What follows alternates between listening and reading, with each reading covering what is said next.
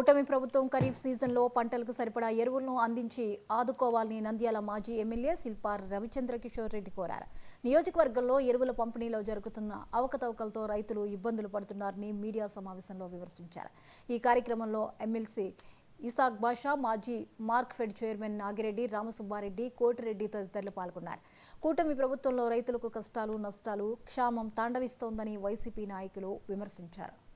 చంద్రబాబు నాయుడు గారు పరిపాలనలో గతంలో చూసాం ఏ విధంగా అయితే అన్నదాతల్ని నిర్లక్ష్యం చేసినారో, ఏ విధంగా అయితే అన్నపూర్ణగా భావించే ఆంధ్రప్రదేశ్లో రైతన్నలని కష్టాలు పెట్టినారో, ఏ విధంగా అయితే రైతన్నల మీద బుల్లెట్లతోటి కాల్పులు జరిపినారో, గతంలో రైతులందరినీ కూడా విస్మరించి అన్నపూర్ణగా భావించే ఆంధ్రప్రదేశ్ని అన్నదాతలు బాధలతోటి ఇబ్బంది పడే పరిస్థితికి తీసుకొచ్చినారు.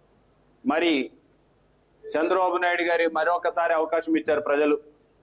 మరి ఈసారైనా మారుతాడేమో. దాదాపు 40 సంవత్సరాల పాటు ఎక్స్పీరియన్స్ ఉంది. రైతన్నలకి కష్టాలు తీరుస్తాడేమో. ఆ దేవుడు దయతోటి మన దగ్గర వర్షాలు లేకపోయినా సరే పైన వర్షాలు కురిసి నీళ్లు పుష్కలంగా ఉన్నాయి, మన కష్టాలు తీరుస్తాడేమో. ఈసారి ఎప్పుడు చెప్పినట్టు విధంగా గతంలో రైతులకి రుణమాఫీ అని చెప్పి ఎగ్గొట్టినా సరే అన్నదాత సుఖీభావ అని చెప్పేసి ఈసారి మమ్మల్ని ఆదుకుంటాడేమో అని ఒక ఆశతోటి ఎదురు చూస్తున్నటువంటి రైతన్నలకి ఇప్పటికీ 1 ఏడాది 3 నెలల కాలం దాటింది.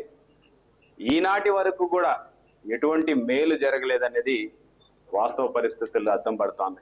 స్వయంగా క్లుప్తంగా చెప్పాలి, ఈ రాష్ట్రంలో రైతన్నల పరిస్థితి ఏ విధంగా ఉంటుందని చెప్పేసి వైఎస్ఆర్సీపీ నాయకుల నోటి నుంచి కాదు, సాక్షాత్ చంద్రబాబు నాయుడు గారే చెప్పారు నిన్న.